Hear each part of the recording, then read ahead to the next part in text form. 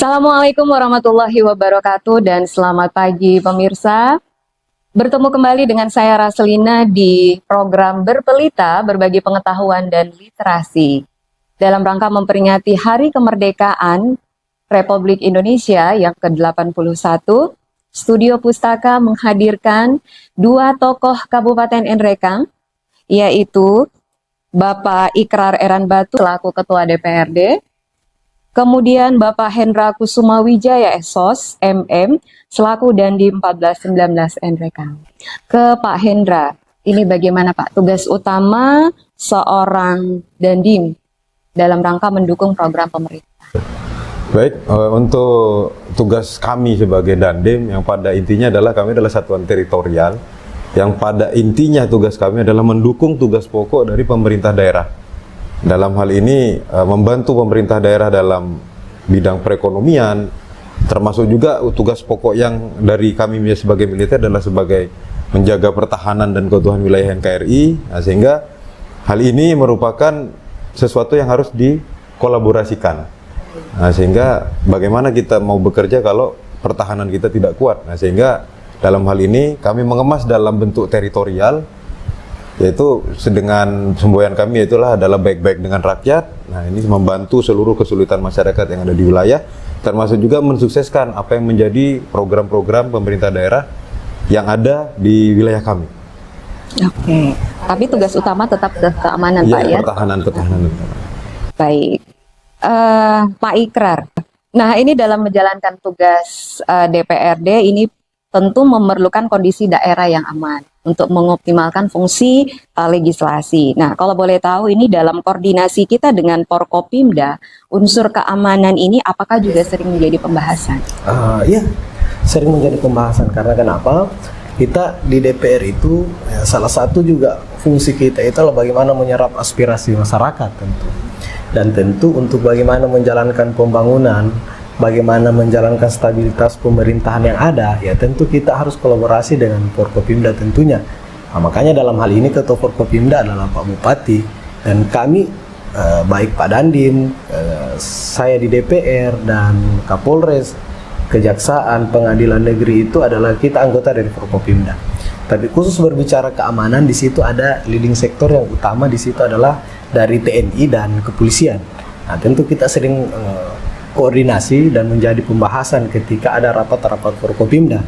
Nah, tentu kalau berbicara TNI, bagaimana keamanan masyarakat, bagaimana informasi yang bisa diberikan oleh intelijen Pak Dandim kepada kita, dan seperti itu juga kurang lebih terhadap rekan-rekan di kepolisian, bagaimana menjaga Kamtibnas dan sebagainya.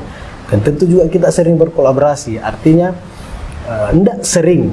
Nah, alhamdulillah kita apresiasi masyarakat kita ini relatif kekeluargaan dan masih ada adat istiadat yang dijaga untuk menjaga keamanan. Tapi ya kadang berbeda pendapat itu ada. Kadang mungkin ada konflik satu dua di antara masyarakat kita atau antar desa dan sebagainya. Dan itu perlu kolaborasi yang baik, baik kami di DPRD kepada Pak Dandim dan ke kepolisian. Kurang lebih seperti itu. Ya, mungkin itu intens dilakukan ya Pak, baik dalam bentuk formal maupun non formal. Baik. Nah, ke Pak Hendra ini Pak, terkait dengan wujud nyata keterlibatan Kodim dalam pembangunan daerah di Kabupaten Nrekang. Kalau boleh tahu, mungkin ada program unggulan pusat atau daerah yang didukung saat ini yang mungkin sudah dilaksanakan atau sementara berlangsung? Baik, dalam hal ini beberapa program unggulan Pemda ataupun program dari pusat.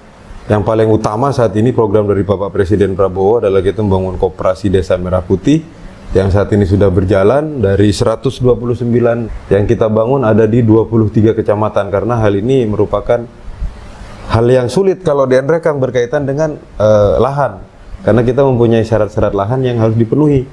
Nah, terus yang selanjutnya juga program jembatan yang memang merupakan program dari pemerintah juga. Saat ini Bapak Presiden Prabowo memerintahkan Bapak Kasat sebagai ketua Satgas Jembatan. Nah, sehingga dalam hal ini kita membangun beberapa jembatan di wilayah-wilayah Nrekang yang memang sangat dibutuhkan. Nah, dalam hal ini sangat dibutuhkan ini kalau kita melihat prioritas, contoh yang sudah kami bangun di Kalupini yang kebetulan hari ini akan diresmikan oleh Bapak Presiden juga, itu di sana kalau banjir, anak-anak kasihan nggak bisa sekolah. Nah ini tersama juga yang jembatan gantung yang di daerah Balombong sana di Maiwa juga sama, menghubungkan dua desa yang sangat merupakan urat nadi bagi masyarakat di sana, sehingga itu yang kita bangun. Selanjutnya untuk program-program daerah seperti di sini banyak terjadi kayak contoh bencana. Yang pertama saya masuk dulu adalah bencana tanah longsor, ya, termasuk dalam hal ini kita adalah mitigasinya. Nah, bagaimana ceritanya jangan sampai ke depannya ini ada terjadi lagi tanah longsor. Mungkin kita membuat irigasi saluran-saluran air sehingga tidak langsung longsor, termasuk juga pembuatan rabat-rabat kawat itu. Baik, yang menarik tadi terkait dengan program Koperasi Merah Putih. Kalau tadi yang disampaikan Pak Danim itu presentasinya masih kecil ya, ada 23, itu karena ada terkait dengan masalah lahan. Apakah ada penolakan dari masyarakat terkait dengan masalah ini? Bagaimana? Baik, sebenarnya tidak ada penolakan, malah semua para kepala desa, para masyarakat juga, Pak kalau bisa di kampung saya dibangun Pak. Tidak ada penolakan, cuman lahan. Nah di sini jadi lahan itu ada banyak yang kemiringan. Karena di sini dalam hal ini untuk koperasi ini kan dibangun di lahan Pemda. Jadi tidak dibangun di lahan masyarakat yang atau mungkin lahan pribadi yang dimiliki oleh masyarakat. Nah, sehingga dalam hal ini disitulah kita mengalami kesulitan, dan termasuk juga salah satu titik penting koperasi ini adalah dibangun di titik-titik yang strategis. Dalam hal ini strategis adalah ada aktivitas masyarakat di situ. Nah kami lihat di sini kan perkampungannya agak berpisah-berpisah. Nah sehingga kami cari titik-titik yang memang strategis. Nah disitulah kami bangun. Jadi bukan ada penolakan masyarakat atau dari tidak, karena hal ini sudah kami laporkan ke Bupati dulu.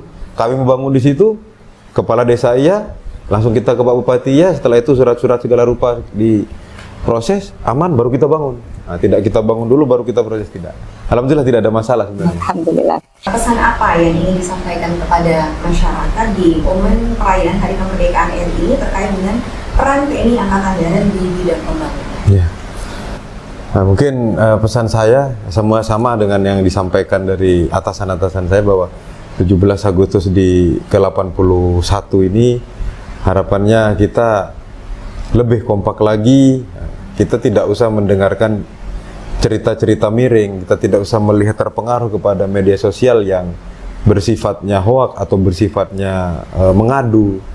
Ya, intinya pada peringatan HUT kemerdekaan yang sekarang ini kita lebih kompak, kita lebih bisa bijaksana dalam menyaring informasi yang kita terima, dan kita juga bisa lebih bersemangat lagi. Kita pemerintah dalam hal Bapak Presiden sudah ingin membangun desa, ingin membangun Indonesia. Mari kita dukung apa yang menjadi program prioritas dari pemerintah pusat dalam hal ini Presiden, sehingga program-program yang direncanakan atau akan dilaksanakan oleh pemerintah bisa terlaksana dengan baik, dan insya Allah nanti hasilnya pasti akan kembali ke kita sendiri sebagai masyarakat.